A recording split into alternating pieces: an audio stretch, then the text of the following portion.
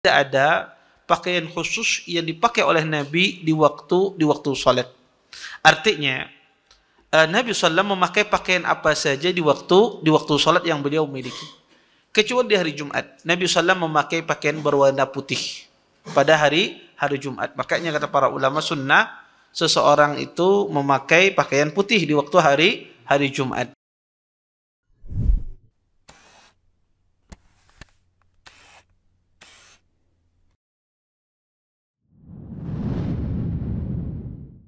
Assalamualaikum warahmatullahi wabarakatuh. Innal hamdalillah nahmaduhu wa nasta'inuhu wa nastaghfiruh wa na'udzu billahi min shururi anfusina wa min sayyiati a'malina. May yahdihillahu fala mudilla lahu wa may yudlil fala hadiya lahu. Asyhadu an la ilaha illallah wahdahu la syarika lahu wa asyhadu anna Muhammadan abduhu wa rasuluh. Fa inna asdaqal hadits kitabullah wa khairul hadi hadi Muhammadin sallallahu alaihi wasallam wa syarrul umuri muhdatsatuha wa kullu muhdatsatin fid din bid'ah wa kullu bid'atin dhalalah wa kullu dhalalatin finnar. Amma ba'd. Bapak, Ibu, ikhwan dan akhwat yang dimuliakan oleh Allah Subhanahu wa taala,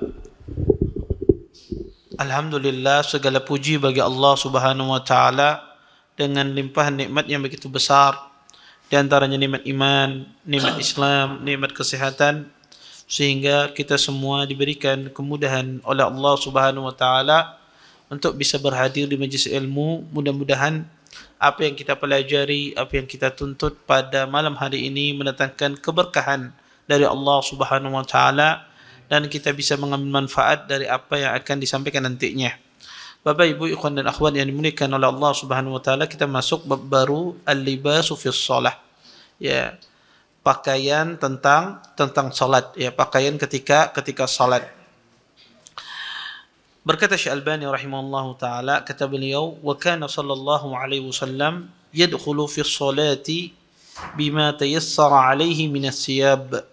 فلم يكن يتخذ لها ثوبا خاصا إلا صلاة الجمعة كما سيأتي، فكان تارة يصلي في حلة الحمراء وهي ثوبان إزار ورداء، وكان يأمر بهما فيقول إذا صلى أحدكم فليأتذر وليرتدي، حتى نهى أن يصلي الرجل في سراويل وليس عليه رداء، وإذا أراد به القادر على الرداء كما قال عليه الصلاة والسلام إذا صلى أحدكم فليلبس ثوبيه فإن الله أحق من يزين له، فإن لم يكن له ثوبان فليتذر إذا صلى ولا يشتمل أحدكم في صلاته اشتمال اليهود. Kata beliau, Rasulullah sallallahu alaihi wasallam, beliau ketika hendak melaksanakan salat, beliau mengenakan pakaian yang mana saja yang beliau miliki, dan beliau tidak mengambil pakaian khusus di waktu salat kecuali pada salat Jumat. Dan insyaallah kata beliau akan kita jelaskan masalah ini. Dan kadang-kadang Rasulullah SAW beliau salat menggunakan pakaian humra atau pakaian hamra, yaitu dua helai pakaian terdiri dari sarung dan selendang. Dan Nabi SAW menyuruh para sahabatnya untuk memakai dua helai kain ini, selendang dan sarung. Nabi pernah berkata, kata Syekh, Nabi pernah bersabda, kata beliau, jika salat salah satu di antara kalian, maka hendaklah dia memakai sarung ataukah dia memakai selendang. Dan juga Nabi SAW melarang seseorang, ya, laki-laki memakai hanya bawahannya saja, tidak memakai selendang. Wa innama, kata beliau, arada bihi al-qadir ala rida. Yang beliau maksudkan ini adalah orang yang mampu mengenakan selendang.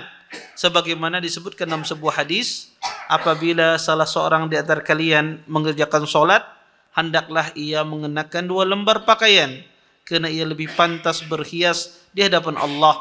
Apabila ia tidak memiliki 2 lembar pakaian, hendaklah ia mengenakan sarung ketika sholat.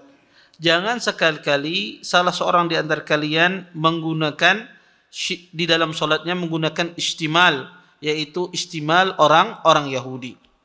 Bapak Ibu ikhwan dan akhwat yang dimuliakan oleh Allah Subhanahu wa taala, di sini Syekh Albani rahimahullahu taala menjelaskan bab baru, yaitu berkaitan tentang pakaian di waktu salat. Apa yang dipakai oleh Nabi ketika waktu salat. Di sini beliau menjelaskan, kata beliau, tidak ada pakaian khusus yang dipakai oleh Nabi di waktu salat. Artinya Nabi SAW memakai pakaian apa saja di waktu salat yang beliau miliki. Kecuali di hari Jumat, Nabi SAW memakai pakaian berwarna putih pada hari Jumat. Makanya kata para ulama sunnah seseorang itu memakai pakaian putih di waktu hari Jumat. Adapun selain itu kata beliau memakai pakaian apa saja, baik itu warna apa saja. Kemudian beliau menyebutkan kadang Nabi SAW memakai pakaian hamra. Hamra itu pakaian yang berwarna merah. Para ulama rahimahullahu ta'ala mengatakan ada 3 jenis warna pakaian bagi laki-laki yang diperselisihkan oleh para ulama. Selain 3 jenis ini tidak diperselisihkan. Warnanya, bukan bahannya, tapi warnanya. Apa 3 jenis pakaian yang diselisihkan oleh para ulama dari sisi warna? Yang pertama disebutkan di dalam hadis ini adalah hullatul hamra. Nabi SAW memakai pakaian yang berwarna merah. Ahlul ilm, para ulama rahimahullahu ta'ala, mereka berselisih apa hukum laki-laki memakai pakaian yang berwarna merah.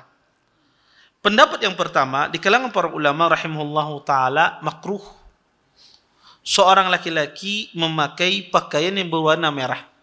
Tentu yang dimaksudkan pakaian berwarna merah di sini adalah merah polos. Tidak ada campurannya. Kalau ada campurannya maka tidak makruh kata mereka. Tapi yang dimaksudkan mereka di sini adalah pakaian merah yang polos bagi laki-laki. Ya. Ini pendapat madhab Abi Hanifah dan juga madhab Hambali. Apa dalil mereka tentang bahwasanya tidak boleh makruh memakai pakaian yang berwarna merah bagi laki-laki? Mereka berdalil dengan hadis Nabi SAW, hadis Abdullah bin Amr radhiyallahu taala anhu, marra rajulun wa alaihi thawbani ahmaran fasallama ala Nabi SAW falam yaruddu alaihi Nabi sallallahu alaihi wasallam. Kata Abdullah bin Amr, ada seorang laki-laki memakai pakaian 2 baju yang berwarna merah. Kemudian laki-laki ini salam kepada Nabi SAW dan Nabi SAW tidak menjawab salam laki-laki ini. Tidak menjawab salam sahabat ini. Para ulama mengatakan, kenapa Nabi SAW tidak menjawab? Karena Nabi tidak senang laki-laki tersebut memakai pakaiannya berwarna merah sebagai bentuk hukuman bagi dia. Pertama, hadis ini yang dijadikan dalil oleh para ulama, hadis ini hadis yang lemah. Yang Nabi tidak salam kepada orang memakai baju berwarna merah. Karena di dalam sanadnya ada seorang rawi yang bernama Yahya Al-Qattat. Yahya Al-Qattat ini adalah rawi yang lemah. Hadis tadi dikeluarkan oleh Imam Abi Daud di dalam kitab sunannya.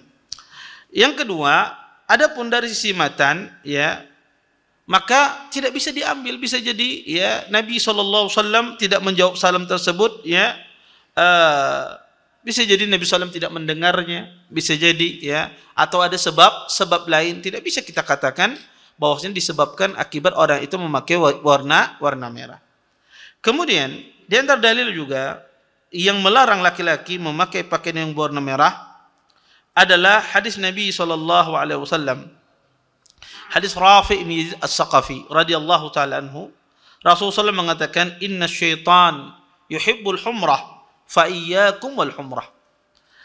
Kata Rafi' bin Yazid As-Saqafi, sesungguhnya syaitan, kata Yazid As-Saqafi, beliau meriwayatkan dari Nabi sallallahu, Nabi bersabda, sesungguhnya syaitan itu suka warna merah, maka hindarilah kata Nabi warna merah. Tetapi hadis ini juga hadis yang lemah, ya, hadis yang lemah karena di dalam sanadnya ada Abu Bakar Al-Huzali, dia ada seorang rawi yang lemah dan dilemahkan oleh Hafidz Ibnu Hajar dan yang lainnya. Maka hadis ini juga tidak kuat. Kemudian ada hadis dari hadis Bara ibn Azib radhiyallahu taala anhu, dikeluarkan Imam Bukhari, dan ini hadis yang paling kuat. Larangan memakai warna merah, yaitu hadis Bara ibn Azib radhiyallahu taala anhu, kata beliau, nahana Rasulullah sallam anil mayasir al-humur. Akhrajahu al-Bukhari. Kata Bara ibn Azib, sesungguhnya Nabi sallam melarang kami memakai sutra, ya, memakai sutra yang berwarna merah. Perkataan humur di sini kata para ulama bahwasanya ini adalah larangan, menunjukkan larangan memakai sutra dan sekaligus berwarna merah. Para ahlul ilm, ya, berdalil dengan hadis ini tentang larangan seseorang memakai warna merah. Dan juga ada hadis-hadis yang lain, ya, yang maknanya semisal dengan hadis yang saya sebutkan tadi. Maka ini di antara dalil yang digunakan oleh ahlul ilm tentang larangan memakai warna merah. Pendapat yang kedua, pendapat jumhur ulama rahimahullahu taala, atau yang dinisbatkan kepada jumhur ulama, bahwasanya boleh memakai baju yang berwarna merah. Dan ini dinisbatkan pertama kepada sebagian sahabat, di antaranya Ali bin Abi Thalib, Bara bin Azib, Talha bin Ubaidillah, dan juga pendapatnya para tabi'in, Sa'id bin Musayyab, Nakhai, ya. Kemudian ini mazhab Maliki, Syafi'i, dan yang lainnya. Apa dalil mereka tentang bolehnya memakai baju warna merah? Di antaranya adalah hadis yang dibawakan oleh Syekh Albani rahimahullahu taala. Nabi SAW beliau salat dengan hullatu hamra. Nabi salat dengan baju yang berwarna merah. Kata mereka, kalau seandainya itu haram, niscaya Nabi SAW tidak memakai hal tersebut. Kalau seandainya itu makruh, niscaya tidak dipakai oleh Rasulullah sallallahu alaihi wasallam. Oleh karena itu kata mereka, maka jawabannya adalah boleh seorang laki-laki memakai baju berwarna merah. Tetapi pendapat ini disanggah oleh Imam Ibnu Qayyim rahimahullahu taala dan dijelaskan oleh Syekh Albani di catatan kaki, bahwasanya kata Imam Ibnu Qayyim rahimahullahu taala, bahwasanya dimaksudkan hamra di sini di dalam hadis ini adalah, maksudnya adalah merah yang bercampur. Merah yang bercampur, tidak polos.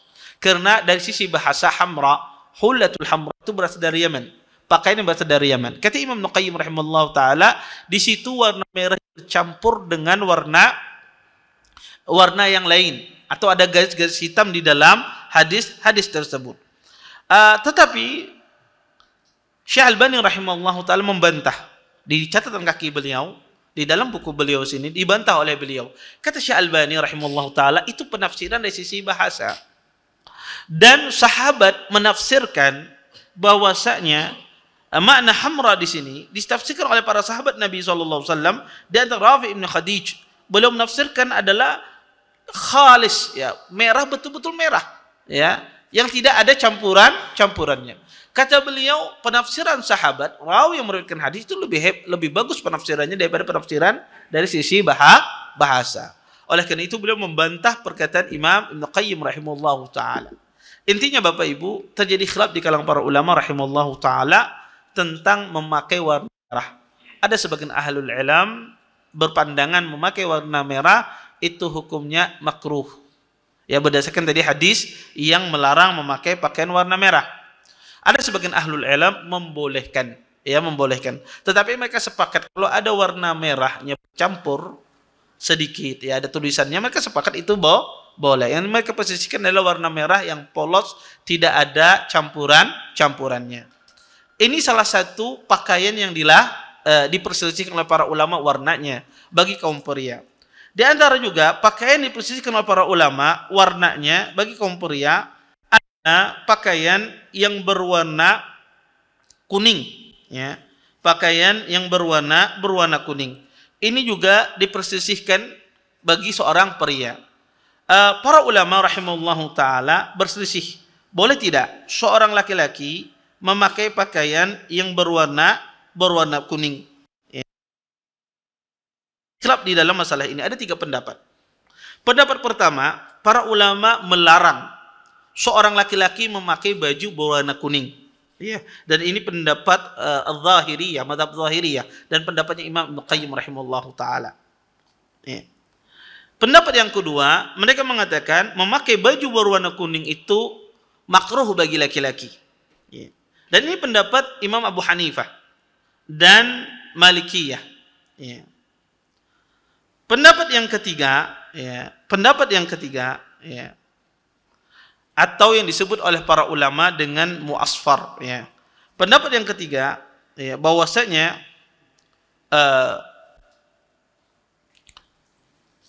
mereka membolehkan laki-laki, ya, memakai baju warna kuning. Mereka membolehkan laki-laki memakai baju berwarna kuning, ya.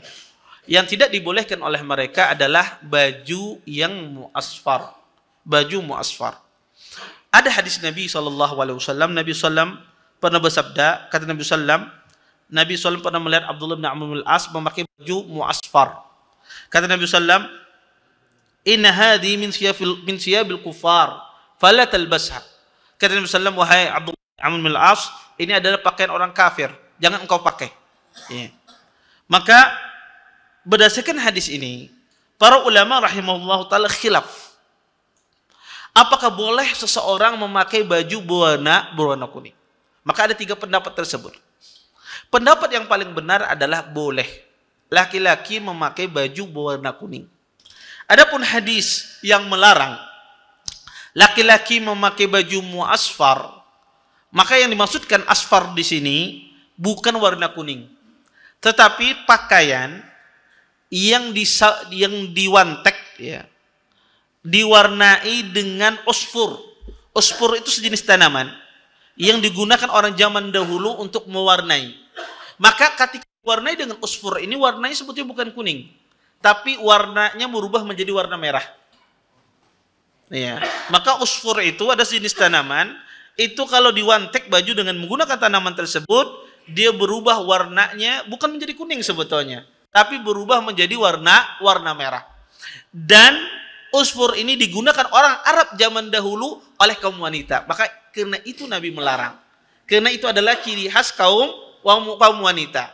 Karena mereka terbiasa dengan, ya, mewantek bajunya dengan menggunakan usfur tersebut. Bukan lantaran warnanya berwarna kuning. Maka pendapat yang paling benar dalam masalah ini adalah laki-laki boleh memakai baju berwarna kuning. Yang dilarang adalah memakai mu'asfar, pewarna dengan menggunakan usfur. Saya nggak tahu dalam bahasa Indonesia apa diterjemahkan, ya, tetapi ini sejenis tumbuh-tumbuhan yang digunakan untuk mewarnai baju, dan itu ciri khas wanita pada zaman dahulu. Kemudian yang ketiga, pakaian yang dilarang oleh kaum laki-laki, ya, dari sisi warna adalah menggunakan za'faran, ya, taza'fur, ya. Laki-laki menggunakan menggunakan bajunya dikasih dengan za'far, ya. Sebagaimana, ya, ahlul ilm juga khilaf di dalam masalah ini tentang menggunakan za'faran bagi baju laki-laki. Ada beberapa pendapat di dalam masalah ini. Pendapat pertama adalah dilarang, ya, seorang laki-laki memakai atau dimakruhkan bagi laki-laki memakai baju yang diwantik dengan muza'far atau dengan za'faran, ya. Za'faran itu kalau diwantik bajunya dengan za'faran itu bisa berwarna menjadi kuning bajunya. Maka dilarang, kata para ulama, memakai baju dengan diwantik dengan za'faran. Pendapat ini yang mereka mengatakan ini adalah makruh, kata mereka. Ini adalah pendapat Imam Abu Hanifah rahimahullahu ta'ala. Pendapat yang kedua, mereka mengatakan boleh baju itu diwantik dengan za'faran tanpa makruh, yang nanti warnanya berwarna kuning. Dan ini adalah pendapat Imam Malik rahimahullahu ta'ala. Pendapat yang ketiga adalah haram, dan ini pendapat Imam Syafi'i rahimahullahu ta'ala. Pendapat yang mengatakan makruh, mereka berdalil dengan hadis Nabi SAW. Nahan Nabi SAW anit taza'fur. Sesungguhnya Nabi SAW melarang seseorang itu menggunakan taza'fur, ya. Sesungguhnya Nabi SAW melarang seorang laki-laki menggunakan baju yang diwantik dengan za'faran. Kata mereka, asal larangan itu adalah haram. Adapun yang memalingkan dari keharamannya ini adalah Nabi SAW pernah mewantik bajunya dengan za'faran. Kata sahabat yang mulia Ibnu Umar, ra'aitu Rasulullah SAW yusbighu bisufrah, fa ana uhibbu an asbaghu biha. Kata Abdullah bin Umar, saya melihat Nabi SAW, beliau mewantik baju beliau dengan za'faran, dan saya ingin baju saya diwantik dengan demikian. Nih. Maka kata para ulama, ini menunjukkan memalingkan haraman tadi ketika Nabi melarang seorang laki-laki memakai za'faran, dan Nabi sendiri beliau pernah memakai baju yang diwantik dengan za'faran. Itu memalingkan dari asalnya haram menjadi makruh hukumnya. Pendapat yang kedua adalah pendapat yang mengatakan haram hukumnya. Mereka mengambil zahir hadis larangan tersebut tanpa dipalingkan kepada makna yang makruh. Adapun pendapat yang ketiga yang mengatakan bahwasanya memakai za'faran itu ya boleh, ya. Mereka berdalil dengan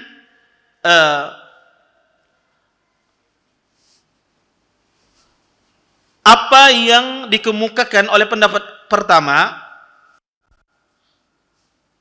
bahwasanya kata mereka memakai za'faran, kata mereka menjadi haram, ya, seseorang, kata mereka memakai za'faran itu menjadi haram adalah hadis-hadis yang menjelaskan demikian. Kata mereka mengkhususkan adalah bagi kaum pria.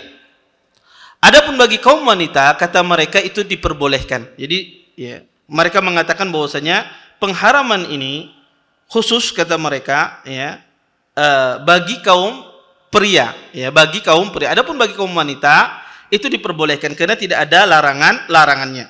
Kemudian kata mereka, adapun hadis-hadis, ya, yang melarang seorang laki-laki memakai za'faran seperti hadis Abu Hurairah tadi, bahwasanya kata mereka hadis tersebut betul asalnya pengharaman, bahwasanya Nabi SAW melarang seorang laki-laki memakai za'faran, bajunya diwantik dengan za'faran. Tetapi kata mereka pengharaman ini menjadi mubah, hukumnya menjadi terhapus, kata mereka, dengan perbuatan Nabi memakai baju yang pernah diwantik dengan warna za'faran. Sehingga pengharaman ini hilang, kata mereka. Betul, asalnya pengharaman itu bagi kaum laki-laki, ya, tidak bagi kaum wanita. Tetapi pengharaman ini, kata mereka, asalnya diharamkan, tetapi hukumnya sudah diubah, atau dalam bahasa istilahnya adalah dihapus, karena Nabi SAW pernah memakai baju yang diwantik dengan warna za'faran.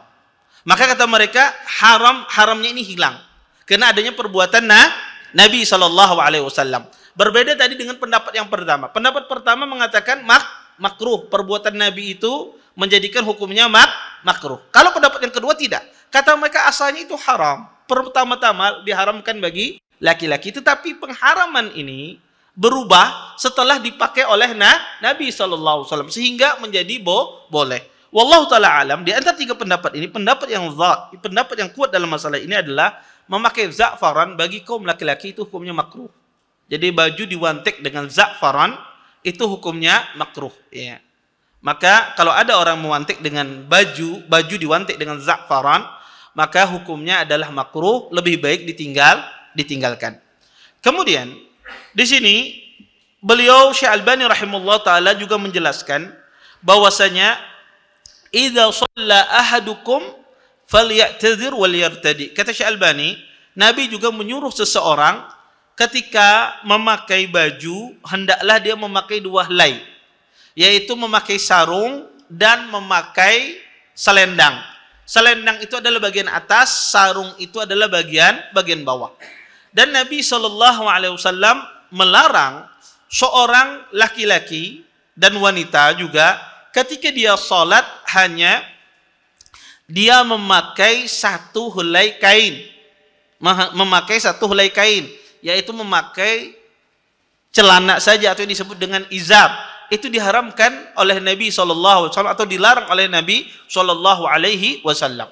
Di sini Syekh Albani rahimahullahu taala ingin menjelaskan kepada kita tentang masalah seorang yang memakai hanya satu helai kain. Apa hukumnya bagi laki-laki dan wanita?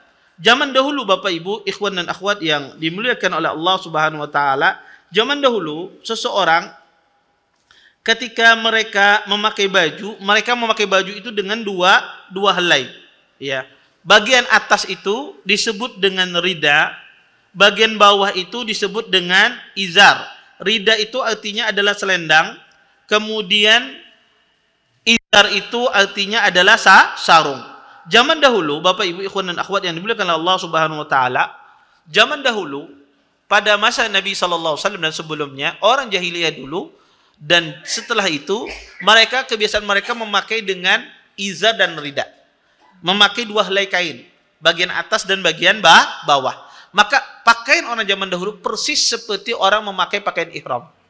Kalau Anda lihat orang pakai ihram, itu memakai dua helai kain, bagian atas dan bagian bawah. Atas ini disebut rida, bawah itu disebut dengan izar. Di dalam hadis ini, kata Syekh Albani rahimahullah taala, hendaknya seseorang itu memakai dua helai kain karena Nabi yang memerintahkan. Jangan dia memakai satu helai kain. Taib. Apa hukumnya orang sholat memakai satu helai kain? Memakai izar saja. Boleh tidak seseorang sholat memakai satu helai kain? Para ulama rahimahullah Bapak Ibu ikhwan dan akhwat yang dimuliakan oleh Allah Subhanahu wa taala berselisih tentang masalah ini. Hukum seseorang yang hanya memakai satu helai kain saja. Ada 5 pendapat di dalam masalah ini. Pendapat ya, saya sebutkan pendapat yang paling kuat saja. Pendapat para ulama rahimahullah taala adalah yang membedakan antara kain tersebut luas, panjang, lebar dengan kain tersebut pendek. Tidak luas, ya, sempit, ya. Kata mereka, kalau seandainya kain tersebut luas, ya, kain yang dia pakai itu panjang, lebar, maka kata mereka wajib bagi dia menutup kedua pundaknya ketika salat. Kalau kain itu lebar, ya, luas, ya, maka wajib dia tutupi dua pundaknya ini ketika salat. Tidak boleh kedua pundak ini terbuka karena Nabi SAW melarang seseorang ketika salat pundaknya terbuka. Kata Nabi SAW, janganlah seseorang salat, janganlah salah satu di antara kalian salat, kemudian kata Nabi SAW, laisa ala atiqaihi minu syai'. Tidak ada satu helai kain pun yang menutupi kedua pundaknya. Maka kata mereka, kalau kainnya luas, panjang, maka wajib dia tutup pundaknya tersebut. Tetapi kalau seandainya kainnya sempit, pendek, tidak panjang, maka kata mereka tidak mengapa dia tidak menutup pundaknya. Tidak mengapa dia tidak menutup pundaknya. Apa dalil mereka? Mereka berdalil dengan hadis Jabir radhiyallahu taala anhu. Hadis Jabir mengatakan, "Idza shallaita fi thawbin wahidin fa in kana wasi'an faltahib bihi wa in kana dhayiqan fattazir bihi." Kata Jabir bin Abdullah, sesungguhnya Nabi SAW bersabda, jika salah satu di antara kalian salat dengan menggunakan satu helai kain, jika seandainya helai kain tersebut lebar, kata Nabi, faltahib bihi, maka selimuti semua badan kalian, liputi semua badan kalian. Tetapi jika seandainya kainnya sempit, kata Nabi SAW, maka hendaklah kalian gunakan satu helai itu hanya menutupi bagian bawah. Jadi pusarnya sampai ke bawah, tidak menutupi bagian atasnya. Maka kata para ulama, dalil ini menunjukkan bahwasanya bagi orang yang tidak memiliki kain kecuali sempit, maka diperbolehkan. Ya. Tetapi kalau dia memiliki kain yang lebar atau dia memiliki dua helai kain, wajib dia tutup pundaknya. Makanya Bapak Ibu, di antara kesalahan banyak orang melaksanakan ibadah umrah, kadang orang melaksanakan ibadah umrah itu ketika dia sholat, dia buka bahu kanannya masih.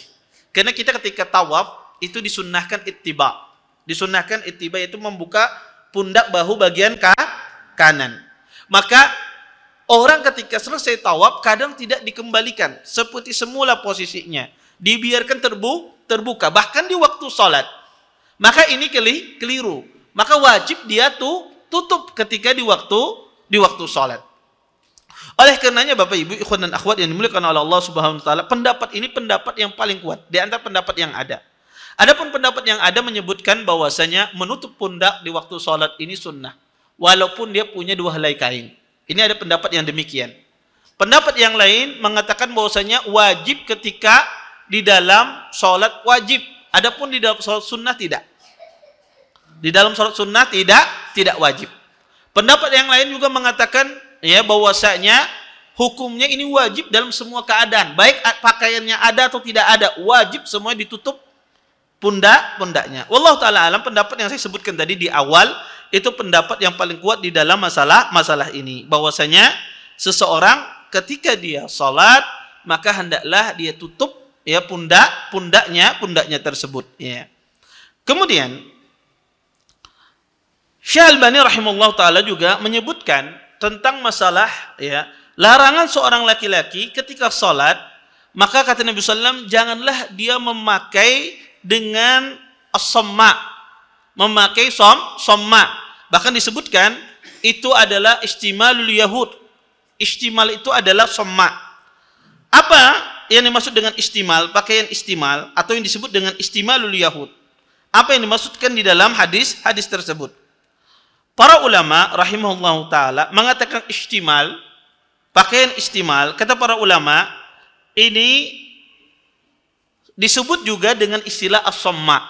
Istimal itu diistilahkan juga dengan istilah para ulama dengan istilah as-samma.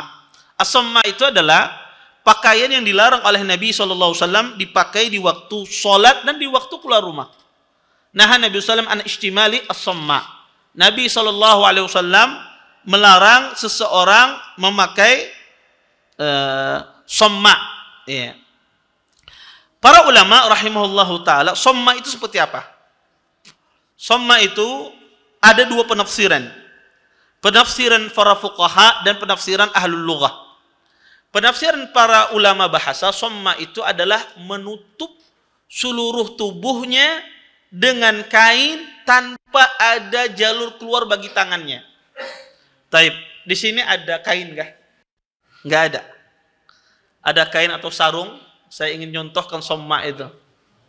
Itu ada tuh di belakang tuh apa? Kain putih yang bawah sini. Taib. Iya. Somma itu taib. Iya. Somma itu pertama kata ahlul lughah, somma itu adalah menutup seluruh badannya tanpa ada jalur keluar. Tangannya ini tidak keluar. Seperti semacam ini, seseorang ini kecil sih sebetulnya ya.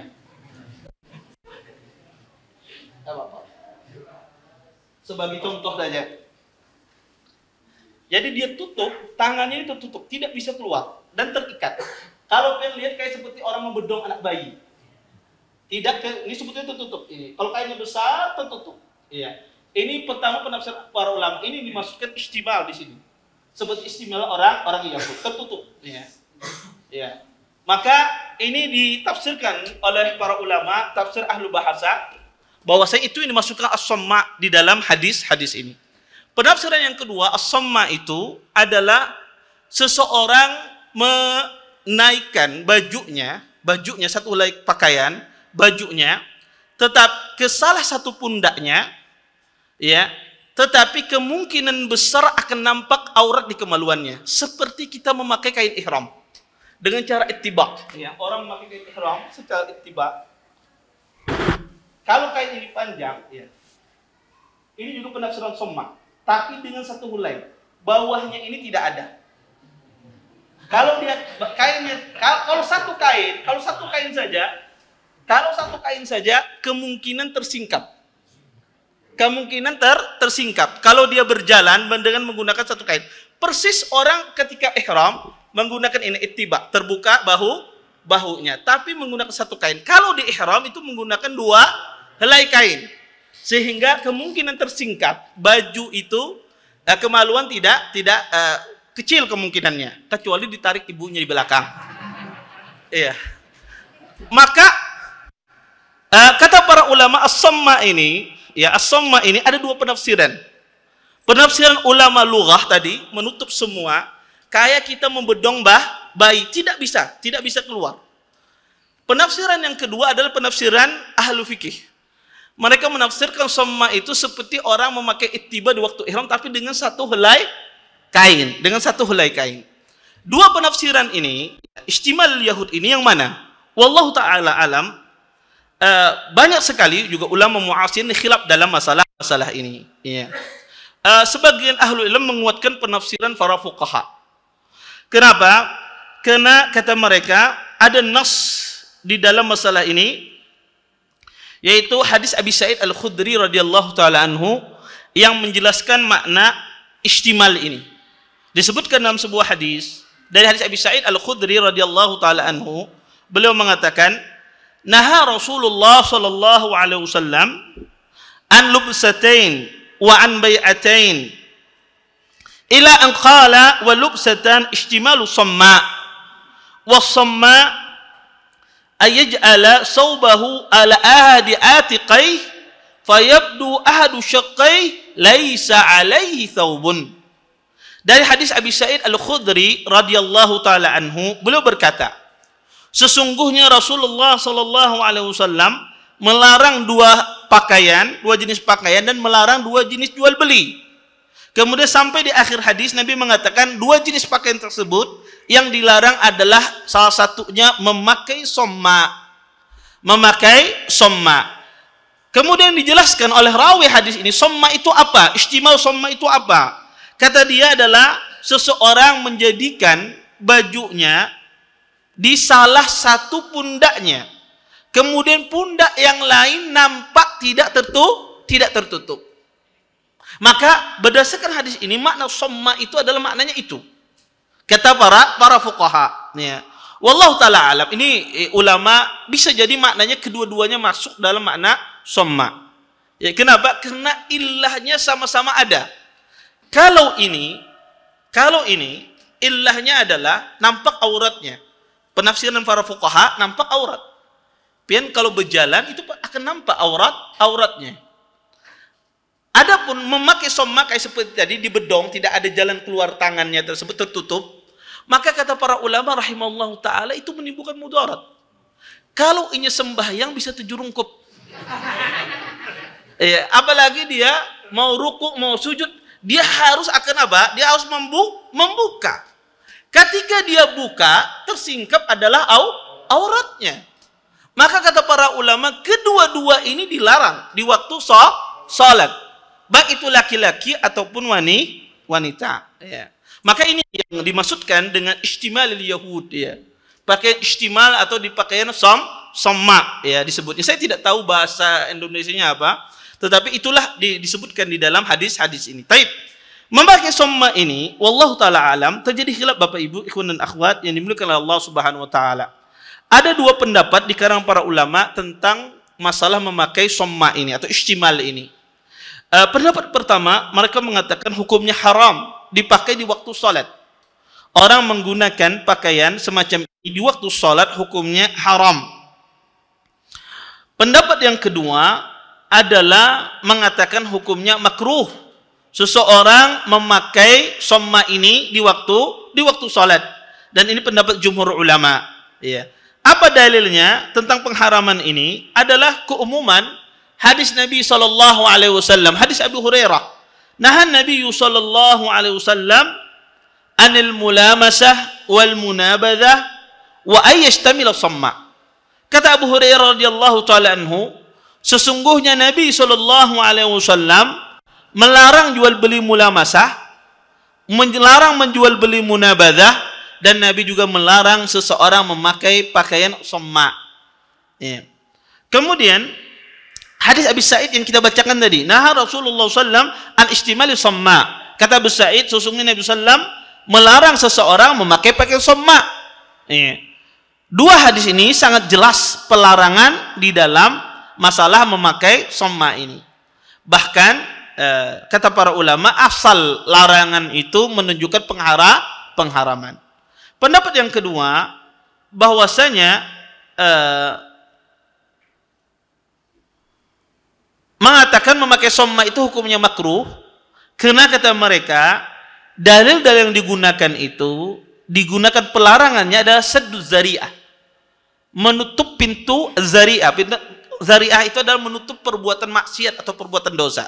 Kata mereka dilarang di dalam hadis tersebut karena itu pacangan menyingkap auratnya, maka dilarang agar tidak tersingkap auratnya. Selama auratnya tidak tersingkap, kata mereka, maka tidak mengapa, maka hukumnya makruh. Jadi mereka memahami hadis itu dilarang karena disebabkan menyingkap aurat. Kalau larangannya di sadd zari'ah, kata mereka hukumnya adalah makruh. Tetapi pendapat yang paling benar, wallahu taala alam, memakai somma ini Bapak Ibu, ikhwan dan akhwat yang dimuliakan Allah Subhanahu wa taala, tidak diperkenankan, tidak boleh. Karena asalnya larangan itu adalah haram. Maka tidak boleh seseorang memakai somma ini.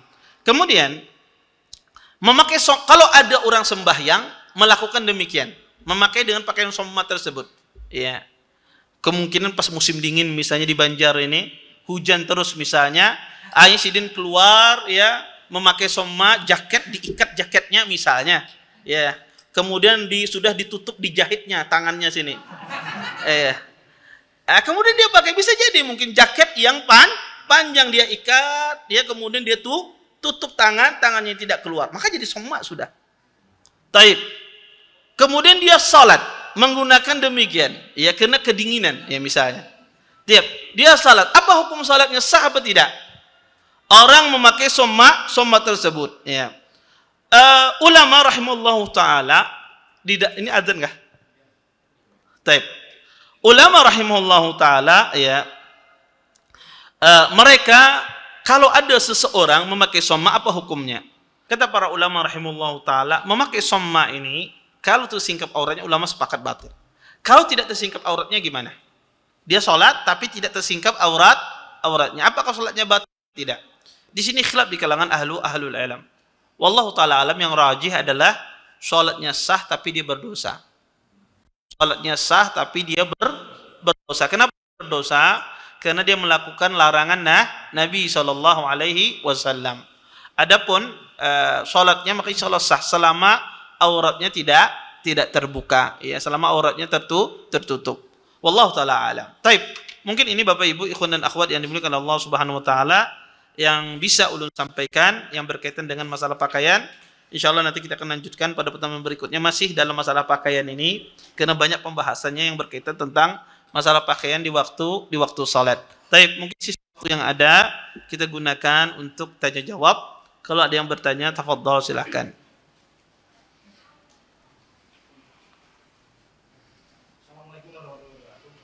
Waalaikumsalam.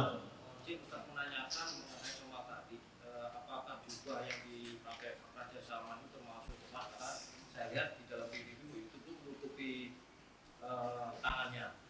Yang kedua, apa hukumnya? Saya lihat Yahudi itu tidak punya sorban.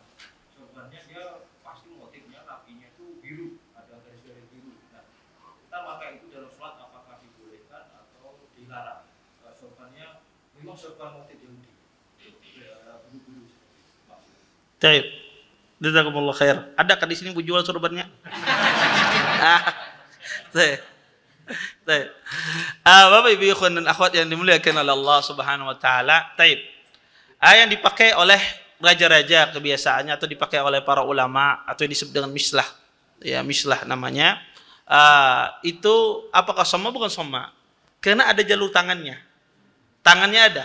Ya, somma itu tangannya tidak ada. Tidak ada jalur tangan, tidak ada manfaat, tidak ada jalur keluar, tidak ada bisa dia buka, ya. Seperti bedong itu, kalau di bedong bayi itu, bedong bayi tidak ada jalur keluar. Nah, itu somma namanya. Kalau ada tangannya terbuka masih, maka itu somma. Atau pian memakai baju, ya, memakai baju tangannya dijahit. Kemudian tidak ada kancingnya di sini. Nah, itu somma namanya. Nah, itu namanya somma. Karena itu akan membahayakan. Nah, adapun tadi mislah tadi tidak ada masalah karena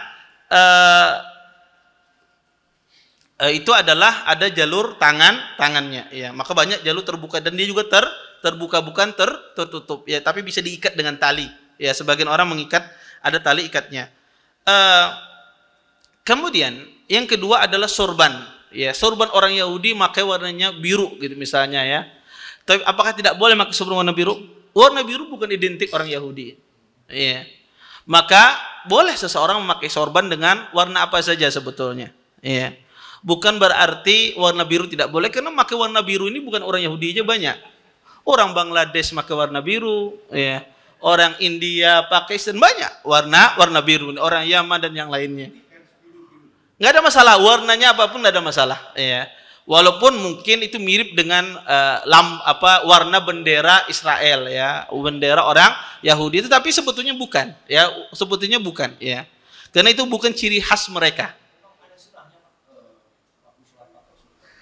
Kalau apakah ada sunnahnya memakai sorban di waktu sholat? Tidak ada dalil yang menunjukkan bahwa sunnah memakai sorban. Tetapi Nabi SAW kadang sholat beliau dengan sorban beliau, kadang tidak. Makanya kata para ulama, memakai sorban itu tidak sunnah, bukan bagian sunnah di dalam sholat. Ya, bukan bagian sunnah di dalam sholat. Tetapi hendaknya seseorang memakai sesuatu yang bisa agar rambutnya ini tidak turun ke bawah ketika sujud, untuk menyempurnakan sujud dia. Karena sebagian orang kalau rambutnya panjang, kalau tidak dipakai peci ketika sujud, menutupi dahinya. Makanya disuruh memakai ini untuk apa? Agar memaksimalkan orang itu sujud, ya, memaksimal dahinya itu sujud. Maka insya Allah tidak mengapa, ya. Kalau mau memakai dibarikan lawan orang ada bapak. Ada lagi yang bertanya? Tapi ini ada yang bertanya panjang. Assalamualaikum warahmatullahi wabarakatuh. Assalamualaikum Ustadz, izin bertanya. Jika seorang laki-laki meyakini bahwa sholat wajib itu berjamaah di masjid hukumnya wajib, namun ia tidak bisa mengamalkannya dikarenakan pekerjaannya, saat ingin sholat berjamaah selalu terhalang jam istirahat hingga mengharuskan sholat sendirian atau kadang-kadang berjamaah sama teman, apakah dia mendapat udhur syar'i Ustadz atau termasuk melalaikannya? Yang kedua, bekerja selama 12 jam, berangkat sebelum subuh, pulang mendekati maghrib atau sehabis maghrib, apakah termasuk hubud dunia? Hubud dunia itu artinya cinta dunia. Bahkan tidak jarang dilanda rasa futur. Mohon nasihatnya Ustadz. Pertama, seseorang ketika dia bekerja, maka hendaklah dia berusaha untuk sholat berjamaah. Maka wajib sholat berjamaah itu bagi kaum pria. Allah Subhanahu wa taala mewajibkan. Bahkan Nabi sallallahu alaihi wasallam yang menyuruh Abdullah bin Maktum yang buta untuk hadir di sholat berjamaah di masjid. Ya. Disebutkan Abdullah bin Maktum datang kepada Nabi SAW, ya Rasulullah, ata'dzanu li an usalliya fi baiti? Wahai Rasulullah, apa engkau mengizinkan aku untuk sholat di rumahku? Kata Nabi SAW, na'am, iya. Kemudian ketika beliau berpaling, dipanggil Nabi lagi, hal sami'tan nida? Kata Nabi, apakah engkau mendengar panggilan azan ini? Kata Abdul Maktum, iya wahai Rasulullah. Qala fa'ajib. Maka penuhilah, kata Nabi, panggilan azan tersebut. Padahal para ulama rahimallahu taala, uzur yang dikemukakan oleh Abdul Maktum ini uzur yang sangat kuat. Ya, beliau buta, tidak ada yang menuntunnya, ya.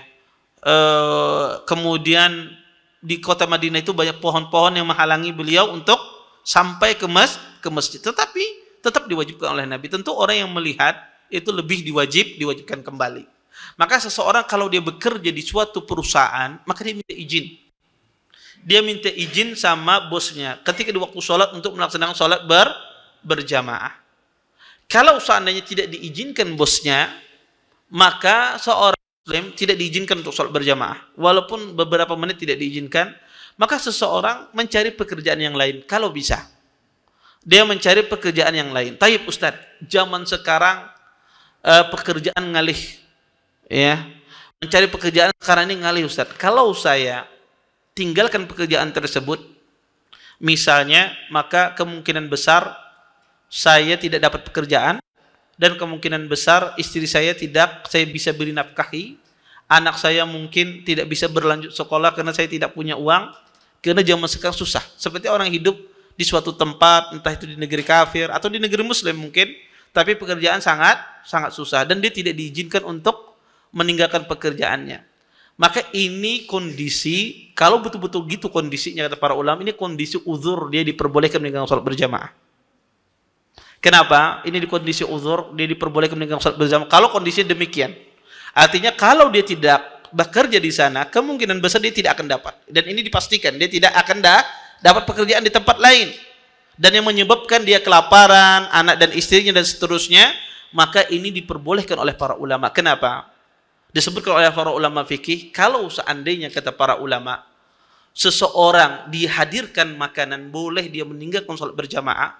Kata Nabi, idza quddimal asya, jika dihadirkan makanan bagi kalian, maka boleh kalian meninggalkan sholat berjamaah, makan dulu kata Nabi, ya, baru sholat. Kenapa? Karena itu mempengaruhi, ya, kekhusyuannya di dalam sholat. Bagaimana dengan orang yang tidak bisa makan sama sekali, kata para ulama. Ya, orang tidak kelaparan, maka ini otomatis kata para ulama lebih udzur lagi daripada orang semacam ini. Tapi dengan itu, dengan syarat demikian, bahwasanya susah dia mencari pekerjaan. Bukan susah mencari pekerjaan yang sama, artinya dia tidak dapat mata pencarian. Oh, ulun kayak itu Ustaz. Nah, itu urusan antum dengan Allah. Yang tahu keadaan itu adalah diri kita sendiri, dan itu hubungan antum dengan Allah Subhanahu wa taala. Kalau bertakun dengan Ustaz, kayaknya Ustaz akan menjawab secara zahir. Faktanya apa? Dia yang paling mengetahui, itu urusan dia dengan Allah Subhanahu wa taala. Ya. Maka kalau kondisi demikian, misalnya kondisi tadi, kalau dia resign dari tempat tersebut, kemudian dia susah mencari, ini bukan masalah, saya bukan rezeki itu luas, rezeki Allah itu luas, dan insya Allah pasti Allah gantikan yang lebih baik. Tapi kalau seandainya dalam kondisi yang sangat susah dan dia akan menyebabkan dia kesusahan yang fatal, maka kondisi itu diperbolehkan. Tetapi kapan dia dapat pekerjaan yang layak, dia harus resign.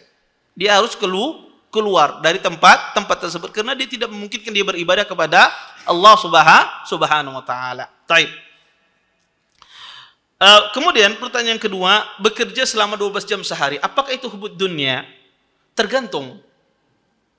Kalau dia lebih mendahulukan dunia dari perkara yang wajib, maka ini hubud dunia. Dia tinggalkan perkara wajib karena mencari dunia, ini hubud dunia. Salat berjamaah tadi dia tinggalkan, kenapa? Sayang berdagang, maka incak rami-raminya orang berjualan pas azan incak. Pas azan zuhur banyak orangnya datang, ya. Hendak di tokonya hibak orang, kadang-kadang pas azan maghrib bergelumuk orangnya di muka toko. Ya, pas adzan isya, ya banyak orangnya. Karena ini godaan sebetulnya. Ditutup mestinya buka ke sebelah orang. Kan pedagang demikian. Akhirnya sebagian pedagang apa? Mengadakan anak buahnya, ikam jaga, aku sembahyang dulu, kata bosnya.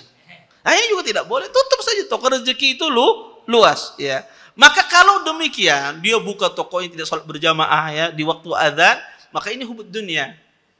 Kenapa? Karena dia lebih mementingkan dunia dan meninggalkan perkara yang wajib. Tapi kalau dia bekerja hatta 16 jam dia bekerja, tapi dia tetap mengerjakan pekerjaan yang wajib, salat berjamaah, puasa dia, ya, apa-apa yang wajib dia kerjakan, maka dia tidak hubud dunia. Mungkin dia berusaha sambil mendengarkan ceramah di saat bekerja, ini bukan hubud dunia. Jadi permasalahannya, Anda melalaikan kewajiban apa tidak ketika bekerja? Kalau kita bekerja melalaikan kewajiban Allah yang Allah wajibkan kepada kita, maka kita hubud dunia. Tapi kalau kita tidak melalaikan apa yang Allah wajibkan kepada kita, maka kita bukan hubud dunia. Maka itu saja, ya. Kita melalaikan apa tidak? Kalau kita laksanakan apa yang Allah wajibkan, tidak ada masalah. Karena bekerja itu tidak dilarang, Bapak Ibu. Ya, karena banyak orang kaidah-kaidah yang salah dalam masalah bekerja ini. Cari dunia separuh, cari akhirat separuh, ini salah juga. Ya, akhirnya 12 jam. Ya. Ada juga sebagian cari dunia seadanya, lebih dari itu kada boleh hikam. Harus banyak akhir, ini juga keliru. Karena Islam tidak membatasi, tidak ada batasan yang dibatasi Islam. Jangan sampai dunia itu melalaikan dari akhirat. Itu saja. Maka seseorang silahkan dia mencari dunia, yang penting jangan melalaikan akhirat. Bisa jadi orang banyak harta perbandaran dunia menguatkan akhiratnya dia. Kadang sebagian orang Bapak Ibu karena sanggup miskin. Ada sebagian orang tuh kalau miskin dia lebih dekat kepada kekufuran. Ada sebagian orang. Makanya ada sebagian sahabat berdoa kepada Allah, ya Allah jangan jadikan aku fakir ya Allah, kata sahabat ini. Karena aku tidak sanggup dengan kefakiran. Ya, karena ada sebagian orang itu tidak sanggup dengan kefakiran dia. Ada sebagian orang sudah biasa, kadang makan biasa puasa. Ya, ada sebagian orang terbiasa dengan hidup, tapi ada sebagian orang itu tidak biasa dengan kefakiran. Iya. Nggak terbiasa dia dengan naik sepeda motor, dia biasa dengan mobil. Kalau naik sepeda motor bisa menjadi malas dia beribadah. Ada demikian orang. Ada sebagian orang itu jadi malas dia beribadah ketika fasilitas dunianya kurang. Ada sebagian orang demikian. Maka dunia itu tidak dilarang. Mencari dunia itu tidak dilarang. Yang dilarang adalah mencari dunia mengakibatkan dia melalaikan akhirat, meninggalkan kewajiban yang Allah wajibkan kepada dia. Ini yang dilarang di dalam Islam. Justru kalau Anda mencari dunia membantu akhirat Anda, justru itu dianjurkan dia bersedekah, berzakat, banyak harta dia berzakat. Yang paling bahaya adalah sudah dilalaikan kewajiban, sugih paling engken pulang. Ya, sudah sugih paling engken karena mau ya, meminta jam masjid, minta bantuan kan mau disuruhi baju putih aja misalnya. Ya ini keliru. Allah taala alam. Baik, ada lagi yang bertanya? Cukup? Waalaikumsalam.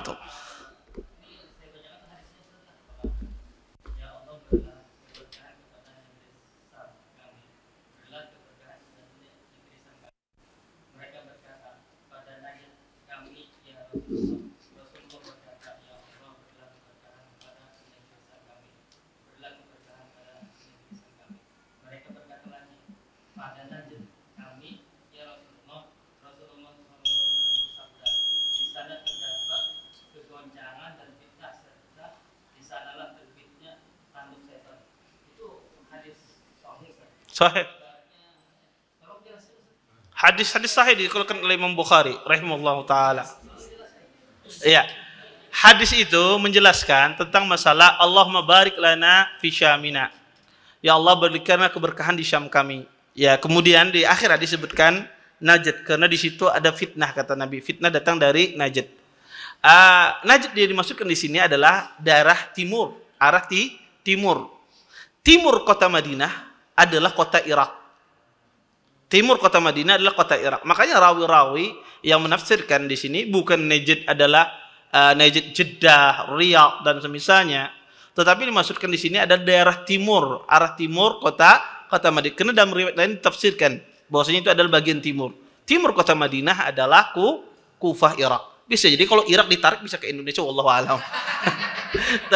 Maka Kufah ya adalah Kufah dan Irak. Ditafsirkan di dalam hadis tersebut. Nah, kadang sebagian hadis itu dibawa orang untuk mengatakan misalnya Syekh Muhammad bin Abdul Wahab itu berasal dari Najd, tanduk syaitan. Ini berasal dari syaitan ajarannya ini, alirannya ini semacam itu. Ini keliru. Ini penafsiran yang tidak ada ulama menafsirkannya demikian. Ya, ini penafsiran yang tidak ada di dalam buku-buku. Ya, menafsirkan Syam itu Najd itu adalah bagian Riyadh dan sekitarnya. Tetapi yang dimasukkan Najd itu adalah bagian timur dari kota Madinah, dan timur kota Madinah itu adalah daerah Irak dan Kufah dan sekitarnya. Dan betul, dari situ terus fitnah. Maka kalau kita lihat dari masa ke masa, Irak itu ada pernah selesai dari fitnah Kufah itu. Tidak pernah selesai. Ali radhiyallahu taala terbunuh. Dia kata Irak terus fitnah, terbuka. Fitnah bergejolak sampai sekarang. Ya tidak, sampai sekarang tidak pernah berhenti fitnah di kota Irak. Ya. Ada pun di tempat kita Banjarmasin berhenti rincak. tidak banyak fitnah, tapi di Irak mulai bahari fitnah yang muncul terus ya, muncul. Ya, makanya itu ini masuk oleh para ulama bahwasanya fitnah di sini ada berasal dari daerah sana. Karena kalau Anda melihat sejarah itu terbunuhnya banyak para khulafa ya Rasyidin, di antaranya Ali bin Abi Thalib dan sahabat-sahabat Nabi di Irak.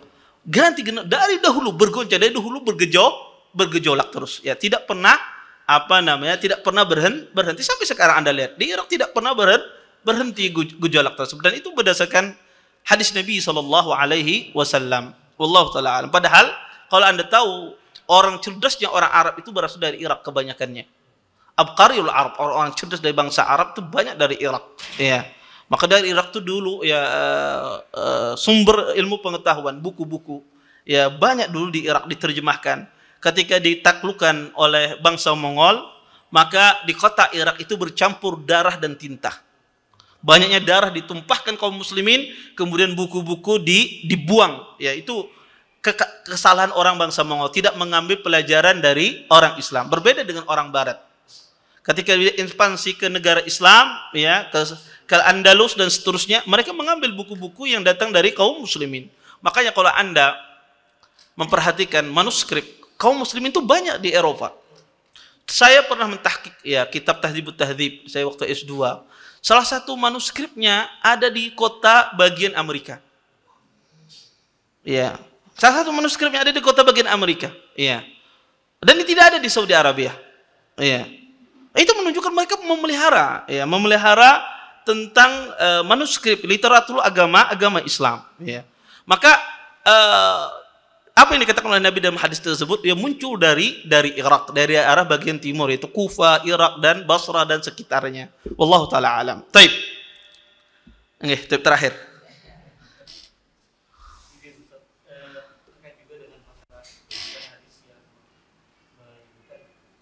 Barang siapa yang bangun di pagi hari, namun hanya dunia yang dipikirkannya, sehingga seolah-olah dia tidak melihat Allah dalam dirinya, maka Allah akan menanamkan 4 penyakit dalam diri.